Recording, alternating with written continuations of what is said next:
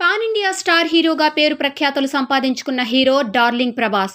బాహుబలి తర్వాత వరుసగా 3 pan India సినిమాలను చేశారు. కానీ అవేవి బాహుబలి రేంజ్ హిట్ను అందివ్వలేకపోయాయి. ఆ తర్వాత వచ్చిన సలార్ మాత్రం బాక్సాఫీస్ వద్ద సంచలనం సృష్టిస్తోంది.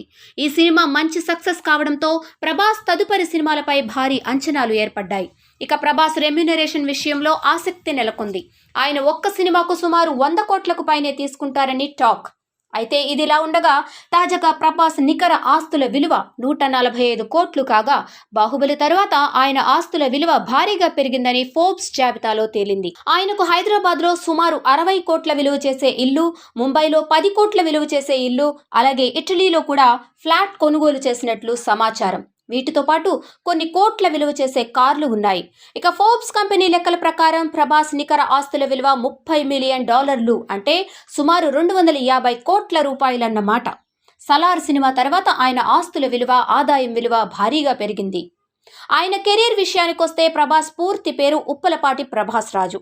ప్రముఖ నటుడు కృష్ణంరాజు సోదరుని కుమారుడు. 1979 అక్టోబర్ 23న చెన్నైలో జన్మించారు. తల్లిదండ్రులు సూర్యనారాయణరాజు, శివకుమారిలు. ప్రభాస్కి ఒక సోదరుడు ప్రబోధ్ మరియు చెల్లెలు ప్రగతి ఉన్నారు. ఇక గోపీచంద్, అల్లు అర్జున్, రానా దగ్గుబాటి, మంచు మనోజ్లో బెస్ట్ ఫ్రెండ్స్. ఈశ్వర్ సినిమాతో తెలుగు చిత్ర పరిశ్రమకి పరిచయం అయ్యాడు ప్రభాస్.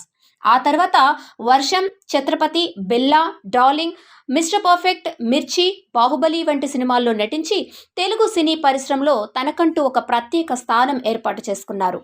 ప్రభాస్ అభిమానులు ఆయన్ను డార్లింగ్ అని ముద్దుగా పిలుచుకుంటున్నారు.